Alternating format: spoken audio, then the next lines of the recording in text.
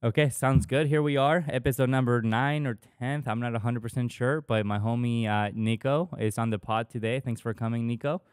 First things first, we met for the first time today. We had seen each other at Poinsettia Park here in San Diego, Carlsbad a couple times. You sent me a DM. Obviously, we got along really well right away. I think we have very similar energies. But tell us a little bit about yourself. I know I did a little bit of uh, looking and to see what we could talk about. And I know you're some form of therapist. But yeah, just opening the pod to you right now. Bro, thank you for having me, man. It's super good to meet you, and absolutely can echo that sentiment. Like feel like similar energies for sure, on the same vibe. So I was a pro athlete since I was 23 years old. Went pro in this random sport of ultra running. So 50K to 100 miles. Got very very fast and started to compete nationally and internationally. Traveled the world. Got paid by a bunch of companies to do a bunch of fun stuff. Got into film and photography, kind of in the same vein too. Like I was running for La Sportiva. They were one of my main sponsors, and they were like having me film different athletes and create content all over the world. So I did that up until 2019. I was transitioning to pro gravel cycling, which was like a really niche part of cycling. Like it was blown up in the US. It was like, Tour de France, but on the dirt roads and big groups and 100, 150 mile races. And I was in a big crash in Tucson, Arizona when I was training in the winter down there. And literally had a really bad shoulder injury, grade 3 AC joint separation, had a traumatic brain injury. Like it was a brutal crash, Ended up recovering for a year after that, still was racing, and then decided to get surgery on my shoulder, which was a really, really bad idea. But I did because it was, some things going wrong with it still. And I had a really poor surgery in Flagstaff, Arizona, where home is. And so searching to heal and searching for a surgeon to help me sort of repair, I ended up moving back to San Diego, which is where I went to college. I went to San Diego State, played baseball and volleyball there, and found a surgeon here. Unfortunately, my shoulder's only gotten worse. However, sort of the silver lining is I ended up finding pickleball in September of 2023. And honestly, like I told you off air, it's been, a lifesaver because it's given me something to focus on. Obviously, I have like physical limitations on my body now, but it's just been a really beautiful, community to enter into. Yeah. Specifically with like, I didn't even know it was a sport until in like August, I'd never heard of pickleball before. And then now I'm meeting people like you and Connor and going to these tournaments and just, I freaking love it, man. Yeah. I'm addicted. Dude, Connor's such a good guy. I love really Connor. Do you play with the Pro XR as well? I do not. No, I've never hit with that. So I not being a pro, I've tried so many freaking paddles, and right now I'm playing with the Volair Mach 2 Forza, the 14 millimeter. But I feel like I've tried every freaking paddle. Almost. Hit with the new Eula yesterday, and it was just way too powerful for me. Yeah, but Gen 3. Yeah. Yeah, the propulsion core, or whatever they call it, huh? It feels like a diving board. Like literally, I heard someone say that on a podcast, and that's exactly what it feels like. Yeah. What's the journey of somebody like you trying to find the perfect paddle, right? Because paddles are not cheap; they're expensive. So have you been able to get a couple freebies here and there? Maybe, sorry, I lost my train of thought. Sorry. So I'll just answer that. Yes. So I still have a little bit of like that, like ex-pro athlete like schmoozing going on. So I can hit up a company and be like, hey, this is my background. Would you guys mind sending me a paddle so I can try out? And most companies have obliged, at least the medium to smaller ones, like the huge ones like Selkirk and you aren't going to send me a paddle, you know? And yeah, I think I've been able to get most stuff to try out at least, and then the bigger brands I've just paid for, tried to hit them myself. But yeah, thankfully, I guess that's been, somewhat nice having a following on social media and people, sending you stuff. Yeah. Do you think having that big of a following, because you have like 25 something K on the Instagram, do you think that kind of like, is it an easier way for you to get involved into pickleball? I think so because, obviously it says, I was an ex-pro athlete and I have like the blue check mark and like I have a large podcast, those things, people take that into account, I think, and take it with a grain of salt. A lot of people have that and they're, you can act a lot of ways on social media to build a following, right? Yeah. And I pride myself on authenticity. I started the podcast, Starve the Ego, Feed the Soul after my crash because I really just wanted to reconnect with some sort of connection to self. I had a huge identity crisis. As you can imagine, being a high-level athlete, like, I was running full-time, riding 500 miles a week, running 140 miles a week, training 30 hours, training for this one thing in life. And it pretty much consumed my whole life, right? Yeah. All my relationships around it were involved in that. And then as soon as I crashed, it was like it was taken away from me instantaneously. Yeah. I couldn't like compete. I didn't know who I was. I didn't know what I was doing. I realized I was really using sport to sort of avoid working on a lot of these deeper internal struggles that I had, you know, at a young age. And that's actually what got me into counseling and therapy. It got me into starting that podcast to have those conversations to talk about that, because I had a huge identity crisis, and honestly that I'm still going through because I'm still battling with the health stuff.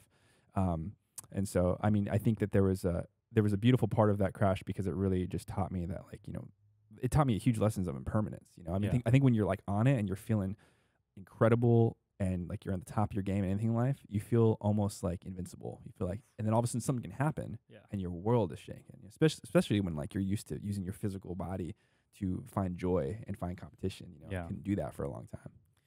Yeah. And dive into your shoulder injury to begin with, right? Like, so if you're a runner, how did the shoulder injury really become a thing? Because I mean, you're showing your arms and stuff, but I really want to know a little bit more about that. No, it's a fair question. So when I had the AC joint separation, which is basically your clavicle detaches from your acromion and your coracoid, so you lose these 3 ligaments, 2 that are going vertical and 1 that's going horizontal, right? That actually didn't affect my running too much, and I was still racing and running once I recovered from the initial trauma. It was unfortunately that after my first surgery, when they like pinned this clavicle back down and cut it a little bit, my coracoid fractured, and now it basically felt like my shoulder, and it still feels like my shoulder is being pulled forward. And so I'm a very, like, when you're at that level of running, just like in pickleball, like it's a very specific touch, right? Imagine like you have wrist surgery and like that flick just doesn't feel the same. You know, it's hard for your brain after you've been doing this for 20 something years as a kid, right? You build all these things up as an athlete. It's different. And so like when I was running, or when I still am running, it's like this non-symmetrical way of running that just doesn't feel good, and it ends up causing overuse injuries in other ways, because when you're just like this finely oiled machine, right? When you're running, even in the mountains, you know, even at altitude too. And so that really I honestly haven't ran. I used to run, you know, 10, 20 miles a day when I was running with a lot of different workouts, and I can barely run very far just because it's just not enjoyable. Like, I feel like the best way to describe it is like you feel like this free bird when you're running at that level. You know, I could just get up and run 30 miles off the couch and just very, very casually enjoy it. I know it sounds like really far, but at that level of sport, it's really not, you know? And now it feels like I have like a clipped wing. Like I just can't do it, you know? Like I can't. I could try, but it'll feel like I'm trying way too hard just to float, you know? And so that really happened after the first surgery. It was really awful surgery, awful technique. It was very, very much like a malpractice sort of thing. And, you know, spend tons of money and time really trying to recover from that. And, you know, there's a huge like emotional part that goes into that, and a huge traumatic part, because, I mean, in all my life, I've been very much a self-starter. So I believe like I can solve my own problems, right? If I have something, I'm going to put in the work to it. If I want to get better at pickleball, you got to show up, you got to drill, you got to practice, you got to play with better players, right? When it comes to your health, besides like doing all the things you can do, if someone does something in your body surgically, like there's nothing you can really do about it unless you find someone else that can repair it, because it's not like I can go in there and change things, you know? So there's sort of a ceiling that gets put on you with chronic pain that's a really interesting relationship with your mind psychologically, because I think it's hard to wake up every day knowing that like you have limitations that you didn't create, you know? Yeah, that is a difficult thing, especially because then again, it doesn't come down to you, right? Like I would agree that both you and I, even though we never talked about it, it really comes down to and how we feel about self-responsibility, right? Like anything that you do, it's basically about you and how you go about it, right? Like nobody can put you down. You know, you can only put yourself down, right? So basically, it's just within you whether you do good or bad, right? And I could imagine me, like if, you know, playing the level of pickleball that I play, if I went out and I'm playing blah, blah, blah, then I roll my ankle and like my tibia or something breaks, it's like, you know, that's got to be like life-breaking, like life-changing, right? Do you feel like when that happened to your shoulder, were you in a good enough spot where you're like, okay, I can bring all my talents to something else? Or is it like, I need to fix this, I need to go get back to running? Yeah. I mean, there was so much that went on after that first surgery. So I was in a relationship with another pro runner at the time. We were together for 2 years, and she left. She just like left after 2 weeks after I crashed. She just didn't really want to deal with the recovery, right? And I've talked about this on my show too. You know, there was many reasons. We had a pretty solid relationship, but it was rocky in some reasons. But she decided to leave, right? She wanted to run full time. She didn't want to deal with it, which, you know, to a lot of people sounds awful, but it also, when you're in that level of sport, you have to make a decision. You know, she would have to take a year off to basically help me recover. So we ended up getting back together, and then when I decided to get surgery was a year after my crash, and she left literally the day before I was supposed to get surgery, and so I had to postpone my surgery, and of course go through this breakup. Well, also I was getting prepared to have my body cut open for the first time and go into anesthesia. You know, so I think that if I had a support system at the time, I feel like it probably would have been a lot better. Because obviously you go into a situation, and you know if you're not doing good emotionally or mentally, that also affects how you physically recover. Yeah. Right, it affects how you play a game, affects how you show up for work, your family, whoever. And so I think that definitely did affect my experience, but also it was like something that was completely out of my control. You know, I think as soon as I woke up from that first surgery, I knew that like something was wrong with my arm. It was way worse, you know. So my goal, it was never like to compete necessarily at running again, but it was to get back to feeling like myself. You know, it's like it's weird. It's like feeling like my dominant arm that, you know, led me through so many avenues of life athletically is just not my arm anymore. You know, my biceps different, my shoulder's different, you know, the way it moves, everything, you know, the way it feels. So I guess I don't have a clear answer on like, yeah, I knew this was going to happen. I just said, I'm not going to give up. I'm going to keep trying to get it better. You know, fortunately it's only gotten a little bit worse, but, you know, I think that I still haven't given up. You know, like for instance, I'm flying out to Mexico in June to get stem cells. And if I need another surgery to try to remove this stuff, you know, that people put in, I might do that. But at some point, I think there has to be like an acceptance in this process. And I don't know if I've reached that yet. And it doesn't sound like it. I think I have, right? You could pick up on that. And I don't know if that's just a testament to like me being stubborn and me like not just accepting that like my arm is physically altered. It's going to be altered for the rest of my life, or me not want to give up in the fact that like there is something or someone out there that can help and make it better, you know, which I believe in. But it gets into that like the thing of faith, right? It's like, you know, faith, you can believe in it, but it still might not work for you, right? But the point is like, what are your other options? Like not believing, is that better for you, or believing, you know? Right. So for me, I think being an ex-pro athlete, like I really do want to believe that I can get better. I know it'll never be the same, but you know, I also am prepared to just live like this for the rest of my life too. Yeah, and I mean, obviously, I wish you the best. I hope it really does heal itself, especially, you know, talking about it before. Yeah. I hope to see you in the Pro Tour and the PPA Tour out there pretty soon, and we're going to need a healthy shoulder for that. Dude, if I had a healthy shoulder, I feel like I'd be very dangerous at this sport, you know, being able to throw a ball so fast and have quick reflexes. However, it's made me play the game like a different athlete, if that makes sense. Yeah. You know, I really have to focus on being precise versus like overpowering and being really quick, you know, with my arm. And it's just, you know, you just play like a different human. Obviously, and I'm still learning so much about the game because I'm brand new. I got into it September of 2023. You know? And so even going to these tours and watching, you know, you guys and you gals at that level play, it's a completely different game. You know, it's a completely different game. How you play with a partner is completely different. You know, when you look at people playing 4-0, 5-0 ball, and then you go look at the Pro Tour, it's such a different game depending on the level you're playing at, you know? And I appreciate that pro level game just because of how precise and how delicate it is, you know? People aren't just smashing the shit out of the ball usually, you know, all the time. Whereas you go to Poinsettia Park and it's like third shot drive, fifth shot drive, seventh shot drive, just blast, you know? Too hectic. Yeah, once in a while it gets really, you know, finesse, like, you know, when Walter or Drake or Courtney are there, you know, it's like, all right, this is the beautiful part of the game. But yeah, no, I get it. The biggest thing about pickleball, and you know, when I used to teach pickleball, and it has changed a little bit over time, but I actually try to tell people to smack the ball as hard as you possibly can to your opponent. And then if it's not working, then, you know, you can go ahead and dink, right? Yep. But the easiest way to do is to try and overpower people. For sure. And almost like anything in life, in my opinion. Yep. So when it comes to pickleball itself, it's like, yeah, go hit your third and your fifth drive if you want to. If it works, keep doing it. And if not, then we can rely on like, okay, let's work on, you know, hitting a third shot drop, a fifth shot reset, and then get back to dinking and look for your opportunity to right. But I'm not against bangers necessarily. Yeah. I think there's a time and a place for it. 100%. I relate it to be like a pitcher in baseball, right? If like the person can't hit the 95 mile per hour fastball down the middle, throw it every time, you know? And that's how you figure out, like a lot of people are scared of the ball, you know? I mean, it's a wiffle ball and it's coming fast, but at the same time, if it hits you, I mean, if it hits you in the face, obviously that's not a good situation, but even if it hits you in the chest, it's not going to hurt that bad, you know? People are still scared of the ball. I think me playing baseball for so long, like I've been hit by people that can throw a ball really hard. It's like, you know, it's not a big deal, right? Just you got to move your head out of the way. And I think you getting used to the ball moving, especially the ball dipping when it goes fast. But that's how you test people out. It's kind of a beautiful part of the game. Like you just hit the crap out of the ball. You get to know if your opponents are going to be able to stand there and hit a good 4-shot block or something. If not, you can win a lot of points off just smacking the hell out of the ball. Yeah, 100%. And I mean, you play the game to win a lot of the times, Absolutely. right? Anyways, Yeah. so one thing that I want to touch on before we go and dive into all this pickleball talk is I want to know about your podcast. So Starve the Ego, Feed the Soul. I think it's a awesome, beautiful name. Thanks, brother. And it sounds like from what we talked about a little bit, it has to do with like therapy, like couples therapy almost, right? Yeah. What's that journey been for you like?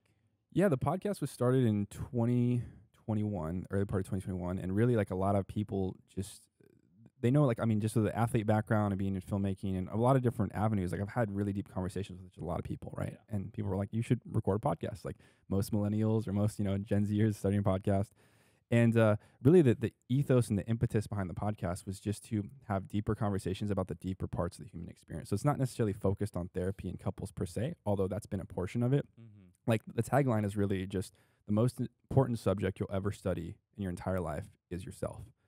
People are like, I want to study mathematics, I want to study music. I'm like, if you don't study yourself, you're never going to be as good as you can be at anything, whether it's a partner, whether it's like, being a parent, whether it's being a pro pickleball player, whatever, right? Because you really get to know like your inner nuances, like that self-awareness. Yeah. Like, when you start playing like shit and you get down on yourself, like that's on us, because I do that a lot, right, in sport. And part of being a really good high-level athlete is being able to shut that off, right? If you look at people like Kobe or MJ or Tiger Woods, like they have that dog in them. They shut that off, Caitlin Clark and the females basketball player too. And like, I think that really like just that's the whole point of the podcast. And I've had conversation with neuroscientists, therapists, pro athletes as well, to people that just I've met like randomly, that have no social media, but just have an incredibly impactful, powerful story, and it's just been a beautiful way to share some of the things I talk about on a daily basis with people out there. It blew up in 2021. It became like it was in the top 1% of the self-help sort of region of the podcast space on Apple and Spotify. And I was doing, podcasts every week. And then just for the past 8 months, I've been on hiatus because I've been trying to really focus on my recovery.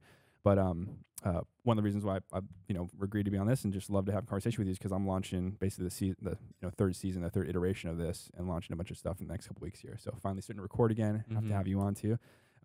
Ask the deep stuff. And I just love having deep conversations. I feel like that's why we're here, man. It's like you can be in a silo and just be super successful at something in life, but like our relationships, doing this stuff, this is like what I live for. Yeah. Do you give me that vibe of like we met today, but I want to tell you like my deepest, darkest secret? It's funny you say that because I feel like that's, that might be a counselor or therapist thing, but I can sit down with like a stranger and they will just start talking to me. And I think it's really because like the energy I really try to give off is that of like, like I'm a safe person to talk to. Like I'm not going to go spread your stuff. And I do that by being open too. Like I have nothing that I hide. Like I've done plenty of things in life that were not smart or not wise or not kind. And I, just like anyone else, have made mistakes and have worked on healing from those things. And I think that openness attracts openness, Yeah. Yeah, I would 100% agree. And honestly, just being honest, right? Being is a good person. You can kind of tell with like the energy and the vibes. I don't know if you guys will be able to, through the YouTube, but obviously I'm feeling it and it's great. When you were running, and I know we talked about this a little bit too, but when you were running, was there anyone out there that were on performance enhancing drugs? I love that we're gonna talk about this. So, I don't know, based on like I can't definitively say, right? But like, yes, I mean, right? It's a sport where you get a benefit from taking different drugs, whether that's like blood doping, EPO, testosterone, and even like the peptides like BPC 157, TB, all these different things that I know that USADA and WADA test for. Of course, like many of those high level runners in ultra running were tested because the sport, like pickleball, is probably like 3 years behind where ultra running was then. So let's say 5 years ago, ultra running it's been popular, but more money was getting dumped into it, right? Yeah. Like pickleball level money now. And people were making hundreds of thousands of dollars to do this full time. So because of that, USADA and WADA started to test more, and there were a few people maybe that got popped, but it's really hard because you cannot race for like 6 months out of the year, and you're still in the testing pool, but there's things you can do to kind of get around it to train. And we're talking about 5% increase. So like if you take something that's going to allow you to recover just a little bit faster and you can keep it within normal levels, that 5% increase is going to allow you to train like that 5% harder, which at a race that long is a huge gap, right? It's huge, right? Especially if you have to have the God-given talent and you have to put in the work. So like we talk about Barry Bonds, for instance. Like people always, shit on him for being. I'm like, that dude had to hit 100-mile-per-hour fastballs square on the head of the bat still to hit it. His juice made it fly maybe 100 feet farther, but those are still homers, Yeah. And it doesn't change your hand-eye coordination, right? You still got to be able to ball. Yeah. And that's the same thing with pickleball. Like, we talk about PEDs and pickleball. Like, you still got to be good, but you're playing tour stops every week, every other week. So it's beating up your body, right? Yeah. Achilles injuries, like elbow tendonitis, wrist injuries, all these things. So if you can recover faster, stay stronger, still work out, stay in the gym, it helps, right? It helps. I mean, it helps in anything athletically. So to get back to that point, yes, I'm sure there are people that are doping in pro level ultra running. Would I ever use an excuse for not beating them personally? Probably not, because I had a fair shot in a lot of races, Yeah. But I think for me, like, I don't know, mentally, like I just could never get to that level, because I feel like even if I won at like international level race and I was like using that, I wouldn't feel complete still, like I wouldn't feel like, unless it was legal, right? And so Fair. that's what I think, at least. Yeah. And it's not, I know very, very little about PEDs. I know you mentioned testosterone, which is obviously, is testosterone even a PED? Oh yeah. It is? Okay. Sure, Because, I mean, if you produce a natural, I mean, then again, I know nothing, right? yeah. In pickleball itself, and I think for your sport too, it's actually more of a endurance sort of sport, right? Exactly. In pickleball, then again, you have to be, just like in running, you have to be extremely skillful, right? But for what we know, the PEDs only enhance what you actually already do, right? So for anyone listening, I don't think you can take PEDs and just be like, oh, I'm fucking better at everything. No. Right? No, but it, like, let's say this, like for instance, like, and I appreciate you saying that about running, but I think pickleball is highly more skillful running, even ultra running, like in the mountains with technical terrain. You're just going forward, up or down, right? And so if you're a better athlete, you can probably run downhill better in technical terrain. But even if you look at marathoning, a lot of those people aren't like athletic. They're just really light and really good at running forward. Some of them are athletes, but to me, an athlete is someone that you could put in most scenarios and they could perform pretty well because they have athletic ability. You know? That is separate from someone just being really good at one sport. So like with pickleball, like even if we look at something like Adderall, right? Like Adderall, which I've never taken, but from everyone that I've spoken to that has taken it, makes you like super focused, hyper focused, right? And I feel like that is probably a PED in pickleball, right? But it's not tested for. Yeah. I don't think anything's tested right now. Right, nothing's tested, right?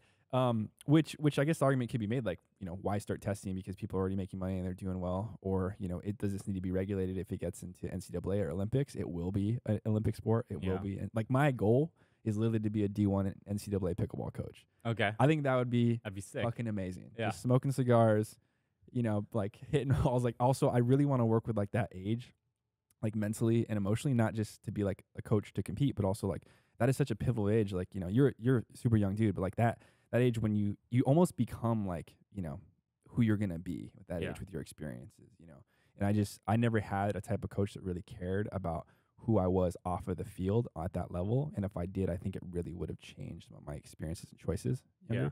So I really want to be able to do that. Yeah, one of the things that I want to do when I get done playing pro is actually I would love to like go on tour and just work with somebody one-on-one and try to make this person that I have a deep connection with like the best pickleball player can possibly make.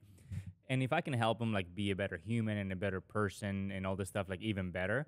But just like the inner satisfaction almost that you get from like watching someone grow and that you've helped, I think goes a long way. From your own experience, and not saying that you've done like PEDs or anything. It sounds like you haven't. Neither have I. But from your own experience, if you were me, for example, right? I think I'm like number 15 in PPA. I'm 6'2", 220. I'm too heavy to play singles, really. But what would somebody like me have to take in pickleball if you're already putting in the work to be like, oh, fuck, like now you're taking this for a month. Now you are better. I think you'd have to do more than a month, and I know a lot about this just because like my undergrad is in environmental science and biochemistry. Like I just love reading about this stuff. And I think I just love studying human potential. Like if you listen to the Andrew Huberman podcast, Joe Rogan, who's not a scientist, but he talks about this stuff a lot, right? I mean, in pickleball alone, like testosterone would allow you to recover faster, would allow you like cut some weight, build more lean muscle mass. There is some argument to be made that it puts more stress on your tendons. Like people that are on testosterone have higher rates of tendon rupture, like Yeah. especially in Achilles, which is like a huge pickleball injury. So Yeah. that might be a double-edged sword.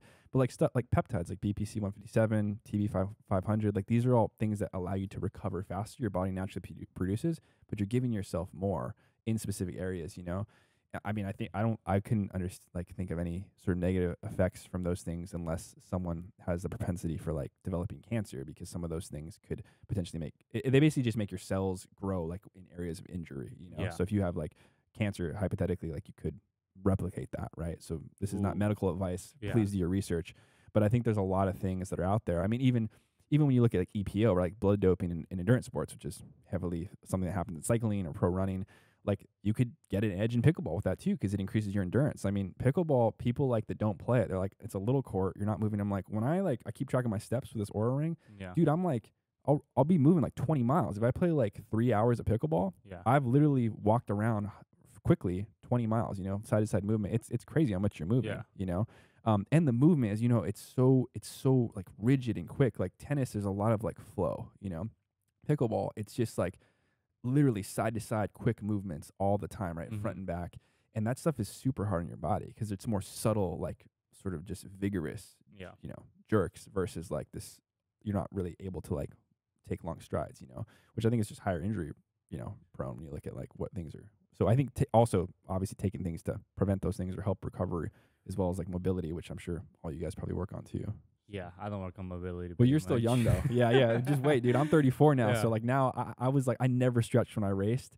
And now I'm like, especially with all the surgeries, I'm like, I have to fucking like work on mobility. I feel like Yeah. a dinosaur.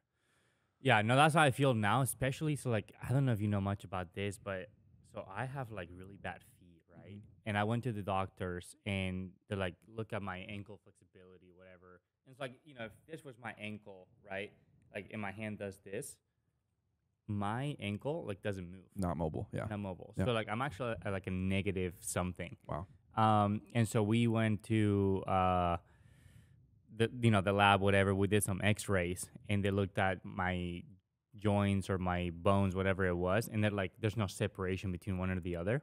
So like my ability to like lean over, like knees over toes, is like 0. I was just gonna mention that program, like the knees over toes program. So Yeah. you literally have like a physical limitation, like Mhm. even so. There's no way to make it more mobile.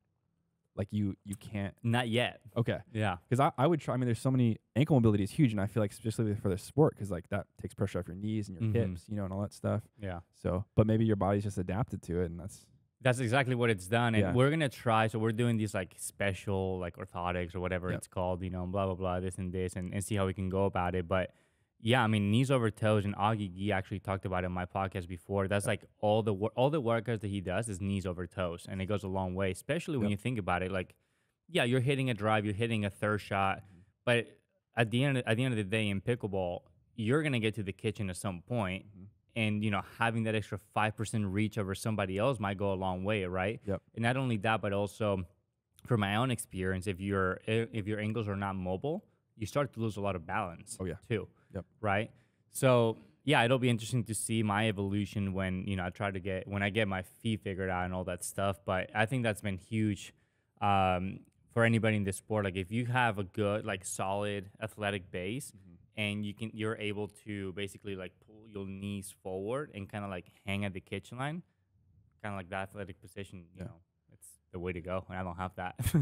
it's interesting Augie's doing that, because I literally just started that program about a month ago, and I was lifting a lot. So after I crashed, I started to lift a lot. I'm naturally like a bigger dude, and I was probably like 215. Oh, wow. You know, deadlifting like, you know, 500 again, squatting a lot. And then I like hurt my back because I was lifting heavy ass weight when I was like 32. Yeah. And had a couple more surgeries. And so recently, like a month ago, I've always known of knees over toes and Ben Patrick, and I started it, and I basically started to apply to be like a certification coaching through his program, or certified coach. And honestly, it's already within a month of doing it, like my hips, my knees feel better, my ankles feel better. And it's not like heavy weight, it's body weight stuff, right? And I haven't been lifting like super heavy, but I feel like specifically for pickleball, since this is my focus, because it's just so much fun, I just want to play more pickleball to get better. You don't really want to be like huge, right? Like you want to be strong and you want to be athletic, but I almost think like being too muscular, it slows down your arms. Yeah, Like, 100%. More mass, right? Yeah. I mean, you just look at like Ben, like he's not like a big dude, you know, Mhm. he's a thinner dude, like. And look at like the gals like Annalie or even like Viv, you know, like they're small people, but they can smash in hands battles, you know, Yeah. they're just quick. And I think that being strong but being stable, like you were saying, is and also like bulletproof in your body to not be injured. You know, like when I first started playing, because I was so addicted, I got a hip injury, I had like overuse Achilles injury. Like it was just, the sport's so freaking fun. You just keep wanting to play. Yeah. You know, and you play for like 7 hours and it's not working. You're just like, fuck, I just wrecked myself. You know? So. Yeah, and you're right. I got kind of lost in weightlifting myself to the point where, like I said, I'm like 220 now. You know, I did a lot of upper body, and I talked about this in other podcasts. Like it actually, to some extent, I do feel like I play better when I'm like, you know, buff and strong and all this stuff. But on the other side, right, then you have okay, I'm a little bit slower. I'm carrying more weight, so I'm getting a little more tired. Right, and things like this. So now I laid off of you know, upper body, pure strength, and blah blah blah. So I'm working on some mobility. But the biggest thing is also speed and agility, right? And I touched that with James Blake as well. But also just pickleball, you can only be so strong. At some point, you could also be strong enough to where you hit the ball out too often, right? So just having that leg strength, like the leg stamina, the endurance, you know, which is really hard to do at 220. Is what's going to really propel you and make you better, you know? So yeah, for anyone that's curious, I am too heavy now. Don't do too much upper body if you're playing pickleball, and work on your lower body and just kind of moving side to side. What are some of your goals when it comes to playing pickleball? I know you're really, really hooked still and addicted, just like we all are. But what are some of the things that you want to do with pickleball? So obviously, you know, like I'm limited based on, you know, having the full shoulder surgeries, you know, in my age too. But I would love to be able to like enter open pro brackets and hang, you know, and play and get to that level of duper ranking or whatever, and play at the 5.0 and above level consistently. I also want to find like a couple of partners that I can really play well with, because, you know, like you can put 2 really good pickleball players on one side of the court and 2 pickleball players on the other side that aren't as skilled as them, but they play together and play really well together. Yeah. And the game is not like it's completely like inadequate. You know, that side will beat them, right? And I think I really want to find people I play really well with and consistent with, because I've noticed when I play with higher level pros, like I just play better because like I trust that they're gonna do what they're gonna do on their side, so I don't have to like overextend myself. I'm not trying to make up for any deficiencies. I'm focusing on my game and playing, you know, specific. And I love that part of that chess where it's like two-way chess, you know, because it's not just singles. You know, I just love that part of the game. So my goal is really, I love drilling. Like I love like the repetitive nature of just like doing the same thing over and over again to get so dialed that you can hit the ball in such a specific spot, you know, especially with dinking and drops and lobs and all those things. Yeah, and just getting more consistent, right? And I think I would love to be able to like, my goal is never to like be a touring pro. I just have, you know, I'm older, too much shit going on. But I'd love to be able to go to PPA tournaments and enter certain local ones in the open pro division, compete, you know, at doubles. And I also love to play singles, although being older and just like when I play against someone who's like 19 or 20, I'm like, dude, I'm not moving that way anymore, you know? But yeah, I think that's the goal, and just to have fun with it. I think for me, like I'm super competitive, obviously, but like it's not always about winning. I just want to play consistent and have good matches. You know? Yeah. The worst feeling is when you get blown out because you just play like shit, or like, you know, your partner plays like shit, or you're just mentally not in there. You know, when you're locked in, that feeling, it's so juicy. You know, it's addicting. That locked in feeling of like, let's fucking do this. You know, I love that part of this sport. Yeah. Have you ever thought about working with like an MLP team? I'd love to. That'd be awesome. Hook it up, man. I would love to hook you up with somebody. Please. I could totally see you just, you know, coming into like a Sunday night before a Monday match, and then just giving this like amazing like pep talk as to like how we're gonna go about things, how we're gonna deal with adversity and all these things. That'd be awesome. I love to do something like that with you, dude. I mean, I would so appreciate that sort of setup. And this is like such a beautiful part of the sport, as I've met so many people and had so many connections. But that is legitimately what I would love to do, is work with that kind of level athlete, and you know, be a coach of some respects, and just that's another reason why I want to get to that level of play, is because I think you get a level of respect when you can hang at that level. It'll validate everything. It validates it, right? For instance, like when I talk to people about ultra running, like, they know I know what I'm talking about, because I've gone and raced UTMB and TDS and traveled the world and lived in Italy and Spain, all these places, and raced at that level. Never was the best of the best, but I could hang at that level, you know, and I was doing it full time. And I think if I were to coach it, it doesn't make you a good coach, because you have to have all these other qualities, but it allows you to understand what is needed to compete at that level. Yeah. Which you have to be respected by your athletes in order to coach them. Yeah, 100%. Yeah, and that's the biggest issue with coaching in pickleball itself, that the best pickleballers are also the best coaches. Right. Right. So people are asking me for lessons. I'm like, fuck, I need a lesson. Yeah. Yeah. You know, who can help me? But I totally get what you're saying. And I would, like I said, I would love to like try to get, I'm actually going to work on it. I'm going to try to get something with the Black Bears and you, if you're down, Absolutely. to where, you know, maybe we have an event around here. Yep. Hopefully in the near future, you can come out and like talk to us and things like that. Cause it's just very like motivating. Yep. You know, like I'm going to leave you. I'm going to go to the gym. Heck yeah. Heck yeah. That's dude. awesome. So I know we talked about PEDs and, you know, what they can do for you on and off the court. How do you feel about all these also juiced up paddles? Yeah.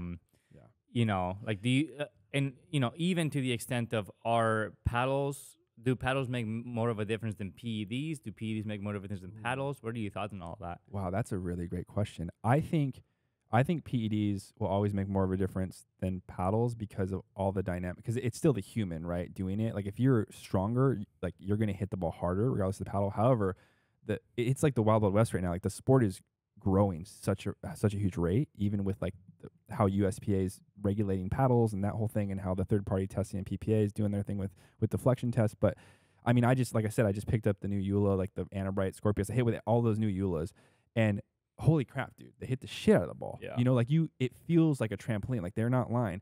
But the only thing is like my third shots and my resets, which are usually money from quick hands in baseball, like it felt way off. Like the ball was popping up. And so for me, there was like a trade-off. Obviously, like I feel if I got a month, maybe it'd be different. But I gravitate towards other paddles. I think at your guys' level, because you're so finesse, I think it does make a difference because you hit the ball so freaking hard. Like if you're talking about a 10-mile-per-hour difference, that's a huge difference. It is huge. Specifically if you're 30 feet in front of somebody, right? At the baseball level, if you're throwing 80 versus 90 or 90 versus 100, I mean, that's a whole different picture up there, right? Yeah.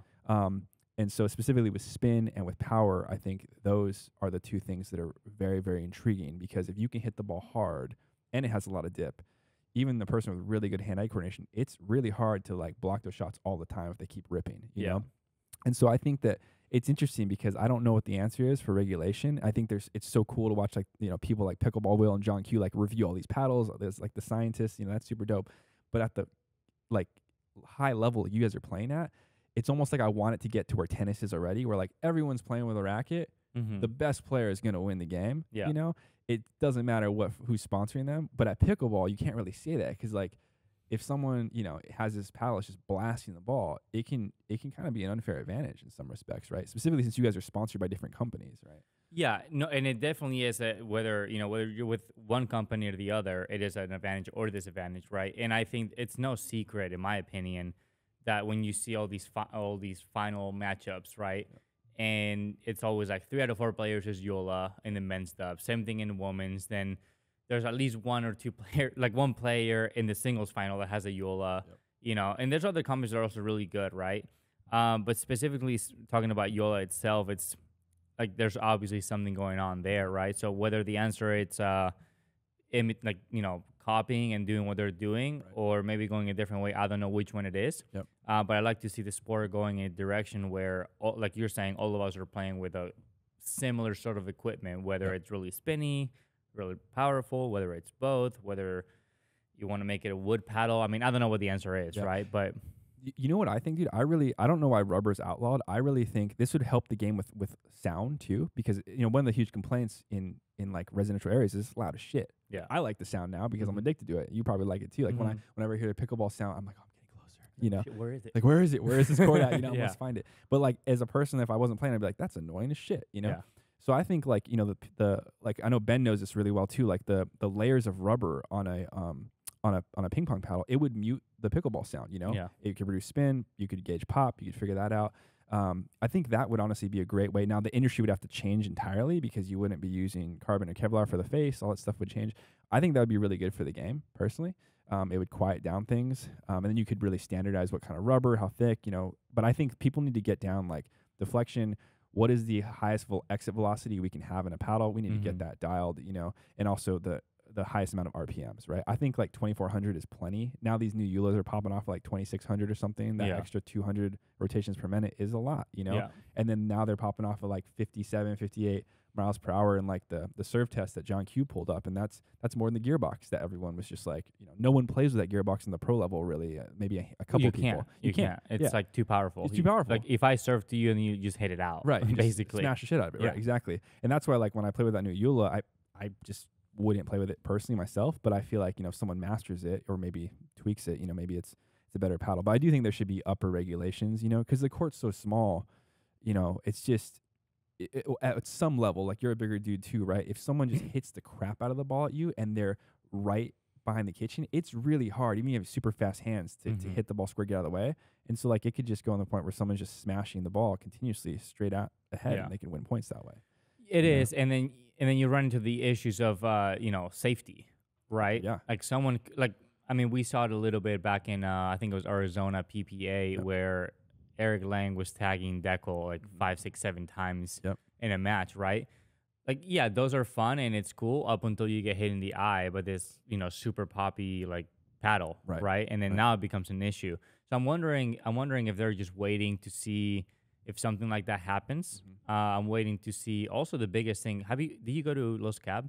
I didn't. I wanted to. I couldn't find partners in time. Yeah. So one thing that I'm also really curious about, and I don't know how they did it in running, but in my opinion, I'm super down to earth, right? I don't think I'm a big deal, whatever, blah, blah, blah. Yeah. But at the end of the day, I think all of us pros are too accessible at the venue to anybody, right? We're just walking around, whatever, this and this, and there's like no security. There's no security at center court. Right. There's nobody really out there watching out for any of us. And you could say, oh, it's just pickleball, this and this and blah, blah, blah. But back in the day, it was just tennis, right? And then this thing happened where, I don't know if it was Steffi Graf or who it was, just got stabbed. Yeah. You know? Right. So just kind of like on the same area that I'm talking about with like paddles and the ball hitting, you know, somebody in the face and losing an eye. Yeah. Like, what are your thoughts on having some sort of security where, you know, I'm at least walking down to the court or leaving the court, right, and someone might not stab me or something because they hate the way that I play or something that I said on my podcast? I hope that doesn't happen in pickleball, man. That's some ghetto shit for happening in pickleball. But I will say, like, you know, in ultra running, like, most ultra runners at that level are very accessible too, because you go to a starting line, you know, you can get an autograph from Killian or Jim or, you know, Courtney or these people that are high level ultra runners. And I never was turned off by that sport, but there's a different community. Like it's a, you know, it's very much like, I never felt unsafe in those environments. You know, obviously we live in a different time now. Like, you know, people, like, you know, someone could pick something to do something, you know, fucked up at any event, right? Yeah. For pickleball, like, you know, I think it's it's a beautiful thing of like of the pros is like when I first went to my first PPA tournament, the one this year at PPA Palm Springs, it was cool to like see everyone there and they're so accessible. But from your perspective, I totally understand that there's a level of safety and like you're there to perform, so you want to be able to get in the zone and focus, you know. That's one thing I appreciate when I see you guys is you can flip it off because, like, you know, signing autographs, saying hi to people, you know, taking selfies. That doesn't exist at that level of tennis really, unless it's after the match because you're in the locker room, you come out. But we're talking about, you know, $1 million venues. I think pickleball will be there at some point as more money comes in, right? It's not there now. I think that's really cool to be involved now because as a fan of the sport, you get to have access on that level. But I think you're right. I think we're going towards a level where it will be sort of elitist in that way, where like you won't have access to pro players, you know, because they're there to do a job and their job is to win and compete. Yeah. And they just don't have time right now. You know, it's the same thing in MLB, right? In Major League Baseball, like, you know, before the game, sure, you can get autographs maybe after the game, but most players are there, they play, and then they're off, you know? Yeah. And of course there's events, you could hold public events, you know, for sponsors and stuff like that, but that's different from when you're there to win, because you're there to do your job. Yeah, we're there to do our job. We're there to win. We don't want to be worried about anything else. Right. And honestly, not that I am. I mean, maybe just because it's me and I'm big and I have, you know, a little bit of a Krav Maga background, like I'll probably be okay, right? Yeah. But when you start getting into, you know, maybe guys that are not that big and they're just very, you know, they say and do whatever, maybe some girls, you know, I'm sure there's some out there right now that don't feel extremely safe. For sure. Right? Like all these guys and people coming up to them, let's take a picture or whatever, and like touching them and don't do all these things. But also something that's kind of funny, I don't know if you know this, but back in like beginning of 2023 where you were not playing pickleball, then I threw my paddle in Minnesota. Oh, I saw a video. Yeah, and then it, went to the crowd, whatever. I apologized to the crowd, sorry, this and this, and went up to Pablo and Federico, hey, quit playing, my bad. And then like there was all these comments on Facebook, basically saying like, you're fucking lucky that it wasn't me on the crowd. I would have came down and waited for you in the parking lot and this and this. And I'm like, number one, I wish you would have. Yeah. Right. Because if you see me in person, you're gonna act a little bit differently, right? Sure. And then number two, like if it actually was true, and in the case that it wasn't me, right? Like imagine it's, let's say Anna Lee, right? Like she's 17, she's a sweetheart, and maybe she's walking alone. Like that is fucked up. Yeah. Right. But I also wonder if they just said it because it was me, and I don't know. But dude, it's the way we live in. Like people are gonna troll on the internet no matter what. It's funny because like I grew up in ghetto, West Side, Barrios in Tucson, Arizona. But like I've went to grad school. I did those things, and I came out of that. But like I grew up literally. My thought that was a boxing trainer. Like I grew up fighting, wrestling, all that stuff. It's something I've always learned to defend myself, and I feel very competent. Even with my injuries, like to defend myself. But it's the energy you put off. Like I'm never looking for fights. I'm 34. I just want to like chill. I want to like enjoy. But there's also a part to be said. Like, hey, I think any human should know how to defend themselves and be socially aware, right? Because you're not always safe and everything. So in those respects, like on the internet, like I mean, the bigger your following gets, the more that shit's gonna come. Really. And that's just how it is. Like I mean, I'll get the weirdest shit in my DMs. Like I get the weirdest comments on stuff, from people I don't know, from someone that maybe I know, and they made a fake account to like troll me because they're like, pissed off or jealous or angry or something like that. And I think like we can do our best to be safe, right? But I mean, we never know what's gonna happen, and that's why it kind of gets back to the point of like, live every day with intention and just do your best, and try to be kind. Like that display of emotion there, you probably regret like chucking your paddle, but I also understand like being so pissed off, knowing you could have played better and being like fuck, and just throwing it on the ground. It hit at a certain angle, went up and didn't hurt anyone, but landed in someone's lap. And I think that you were fined, right? I was fine. Yeah, see, like I think of like the Marshawn Lynch thing, like it's it's just a part of it's a part of the sport. When you think about tennis players, they do it all the time. Rarely do people bat an eye. Some people encourage when people smash rackets, but the court's so damn big that it would never fly into the audience, right? Pickleball's so small, and the paddle's different that you hit the ground, it could fly up. So it's just it's an interesting situation, and I think, for me, like you have to expect. I pride myself on trying to control my emotions in most settings, but when it matters, when something matters to you, it comes out sometimes. You know, like that comes out, and I think it's good on you that you apologize for it. But that whole like trolling thing on the internet, I mean, that is a symptom of society. People just want to get under people's skin because they don't feel good about themselves. So they're just like, oh, I just want to fuck with these people. Because even like it provoked you being like, all right, man, let's see outside the parking lot. Yeah, let's go. It's like that person will never show up. They never. just want to be on Facebook trolling, and they don't want to. It's like whatever, man. You're playing pro pickleball, for a reason, because you had to put in the work for it. Yeah. What you're not doing is you're not on the internet writing comments on random pages saying random bullshit. Because if you were doing that, you wouldn't be a pro pickleball player. Right. Dude, it was really funny because I love to troll people, but then I actually do show up. Yeah. And there was this point where Mary Brasha had, that merry-go-round shot. Crazy. Yeah, which is insane, right? And we still talk about it to this day. But it was really funny because they posted it, but then she did it in front of me, and then I hit it back, and then like Julian missed it, right? And they posted it like a year later. I'm like, it's still a 6 shot. And I always give Mary credit for it, and Mary and I are in good terms, and she'll come on the pod at some point. And then I just wrote a comment like, I think I said, I won the point though. The amount of people that got upset at that, not Mary, obviously, because she knows that I'm kidding, but the amount of people that are like, oh, like, how small is your dick? It's like, dude, it's like you were joking. I was joking. It's like, what are you talking about? Yeah. But it actually, I actually think it got the most amount of likes anyway, because most people get it. Yeah. But there's always these people out there that have nothing else better to do than to like criticize someone or something that's already doing more than you. I think the thing is specifically my generation and the younger generations, we've become accustomed to be very sensitive and live in a victimhood mindset, meaning that like the most important thing on the planet is me. And if anyone hurts my feelings, it's automatically their fault. Oh, God. And we're not very responsible for being triggered. Like, we're responsible for our triggers, right? Obviously, if someone's treating you like shit and harassing you and that kind of stuff, that's a different scenario. But a lot of times I'm like, oh, this triggers me, I disagree with it. That doesn't immediately mean that you're in the right and the person that did something is in the wrong. Like, Right. that's why there's some level of self-awareness that I think is required on a base level, but we don't have it because it's really not like looked highly at in society, right? You be successful monetarily, be a pro athlete, be good looking, be an actor, whatever, all these things that we, be a business person. But it's like, how are you handling like the process of just being alive? Like, do you just judge people? Do you have a huge ego? Which is why it's interesting seeing like pickleball pros interact, because I can go and like look at how people play and I know who's like good, who's like good internally versus like who's like literally battling with themselves. What am I? Right.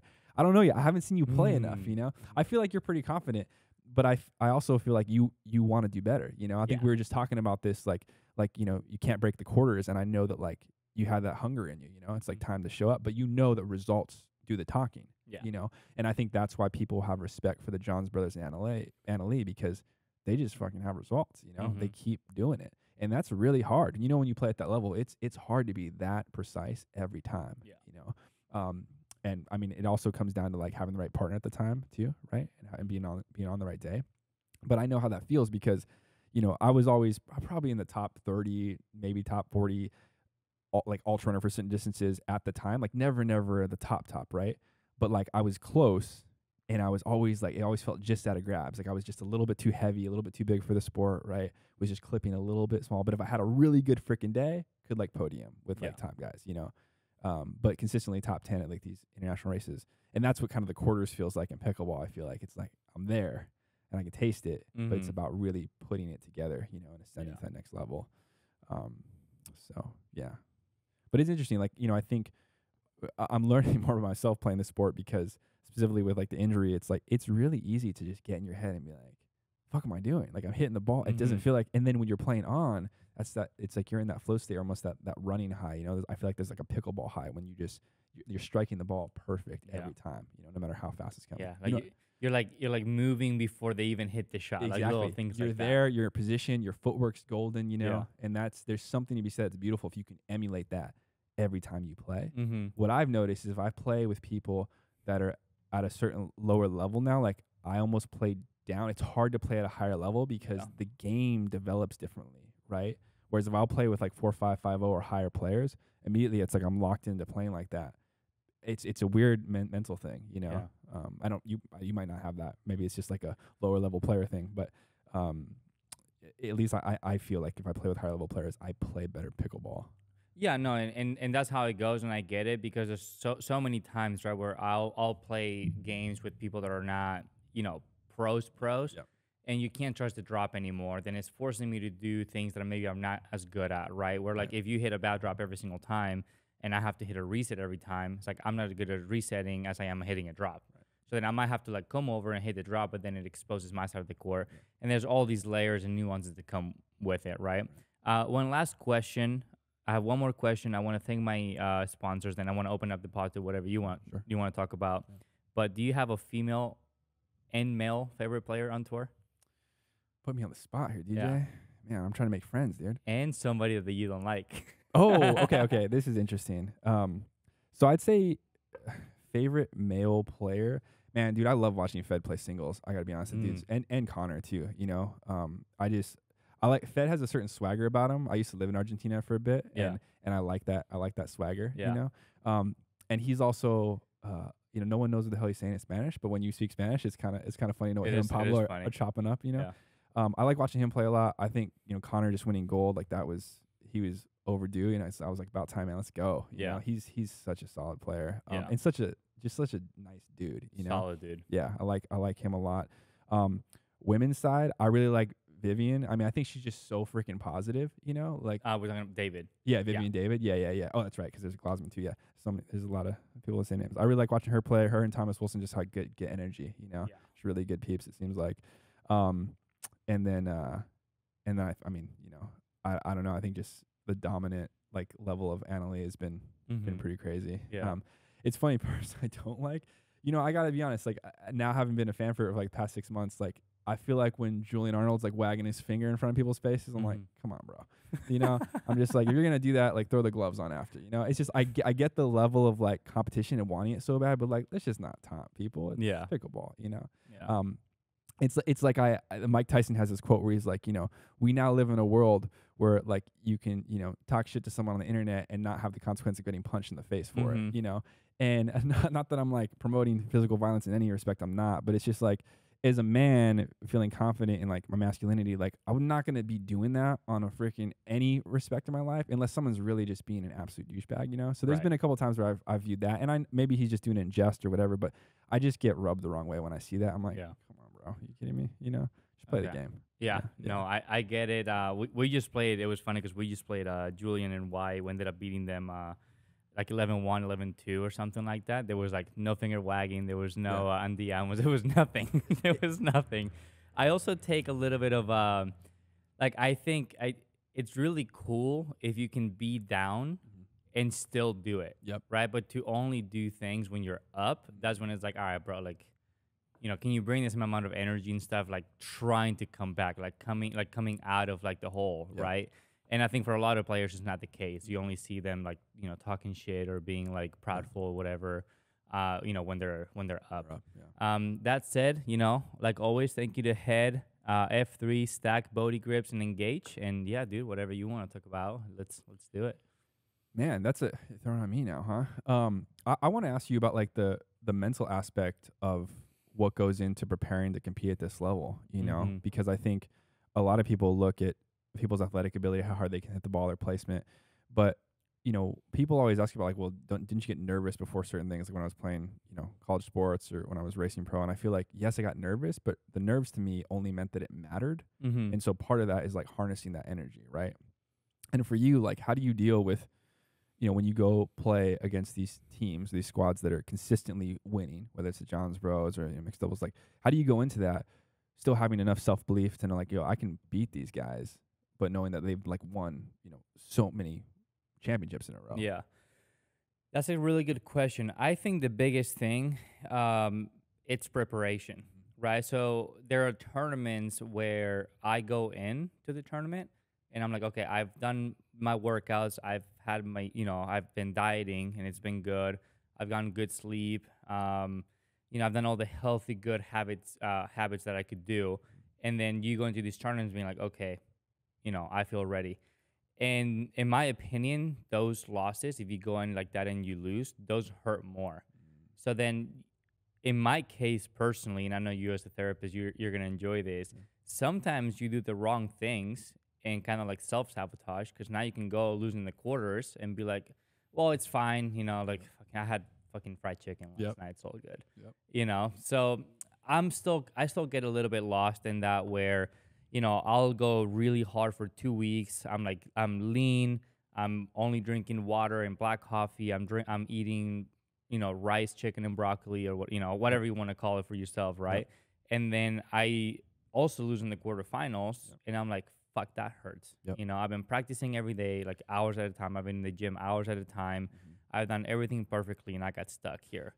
But then on the other side is like, okay, I had fried chicken and boba last night, and I did the exact same thing, and I lost in the quarters. So it's that's such a interesting thing to speak to, because I feel like sometimes that self-sabotaging habit is like we give ourselves a built-in excuse sometimes. You know, and I think a lot of athletes go through this, especially at the pro level. People never get insight into what's going on, right? And I think that's like, when I think about like the Djokovic effect, right? When you think about how that dude never ate like processed sugar, like with his flexibility, he's like a robot, you know? And so the argument can be made like, all right, that's almost to an extreme. You can enjoy your life a little bit, have some chocolate, bro. You know, but like that's what it is required of you at this kind of sport, you know, to be that good, you know, because you have to have the talent, but you gotta put in that work, you gotta put in that dedication, you know. I think the beautiful thing about pickleball is so many younger people are really good at it. You guys have like, you're only gonna get freaking better up to your 30s, you know, and you get more dangerous, you get more smart, and the game's gonna change a little bit, but you're able to grow with the game, which I think is really, really intriguing. But I appreciate you saying that, because I feel the same way. Like, I know like when I don't sleep well or whatever, if I go play and my reaction time is slower, I'm like, oh, I slept like shit, you know. I had to like coffee, or but Yeah. I'm like, that's also a fucking excuse, you know. I'm just getting my ass beat, you know. So Yeah.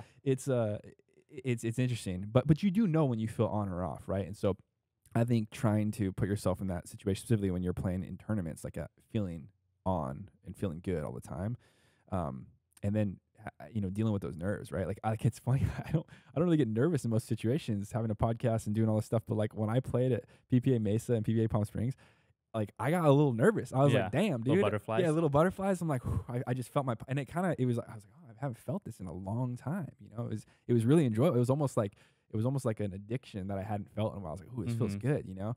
And part of getting really, really good at anything is like mastering that feeling. Like trusting yourself and your preparation so much where you know. Yeah.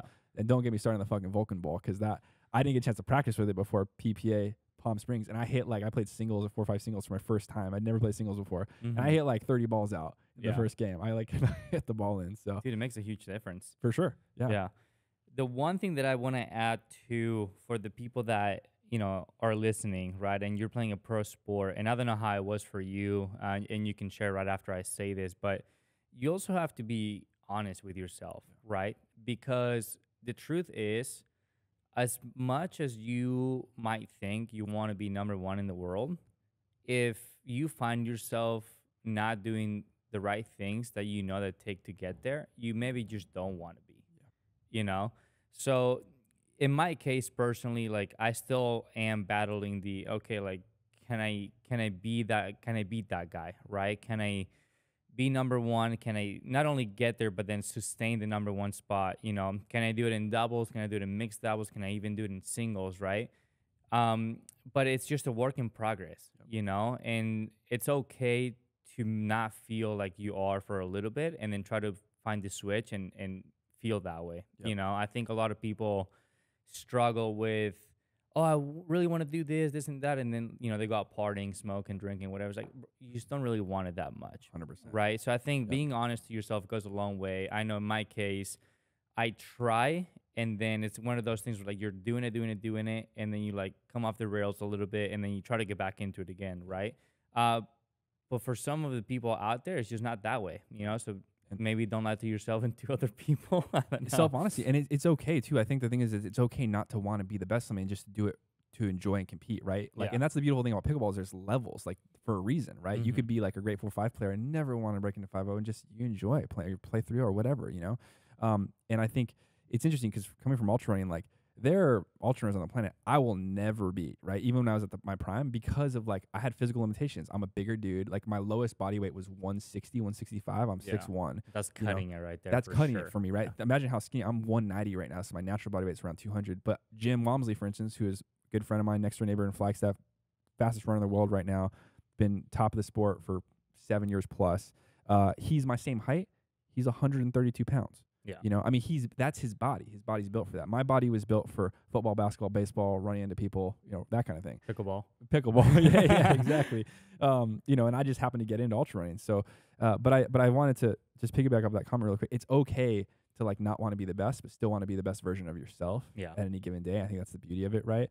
Like, you know, there are some people that are going to want to be the best in pickleball, but they just won't have the capacity for it. But it's still a beautiful thing to train and get better. Because I think setting your focus on something and getting better, no matter what that ceiling is for you, that internal process of growth is applicable to anything in your life, right? It's going to make you better at anything you do in your life, you know? Yeah. And just know there's more important things than sports too, you know, like relationships, right? That is true. Yeah. And relationships go a long way. But dude, thank you so much. It was a pleasure meeting you today. It was a pleasure talking to you. Thank you again for coming. And yeah, let's do it again, bro. Thank you so much, brother.